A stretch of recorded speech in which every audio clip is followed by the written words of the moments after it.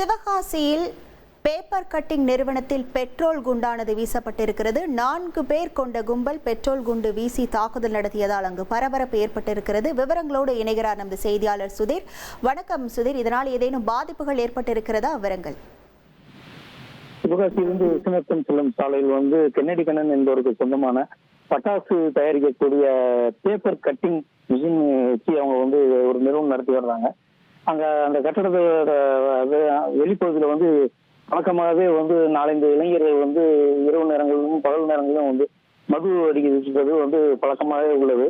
அதை கண்டிப்ப கென்னடி கண்ணன் என்பவர் வழக்கமா அவரை கண்டிப்பார் போல தெரியுது. இன்னைக்கு சிவகாசி காவல் நிலையத்துல புகார் அளிப்பென்று அவர் கூறியதன் பேர்ல அந்த இளைஞர்கள் மது போதையில அந்த கட்டடத்தின் பின்பக்கம் உள்ள ஜன்னல் வழியாக பெட்ரோல் குண்டை வீசிட்டு போயிடுறாங்க. அதுல கென்னடி கண்ணன் என்பவருக்கு லேசான காயங்கள் ஏற்பட்டு சிவகாசி அரசு மருத்துவமனையில் சிகிச்சையில அளிக்க இருக்காங்க.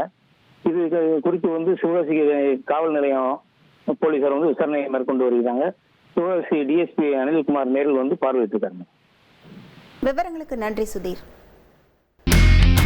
இனி செல்லும் இடமெல்லாம் செய்தி. தந்தி டிவியின் வாட்ஸ்அப் சேனலை ஃபாலோ பண்ணினா செல்லருக்கும் இடமெல்லாம் செய்தி.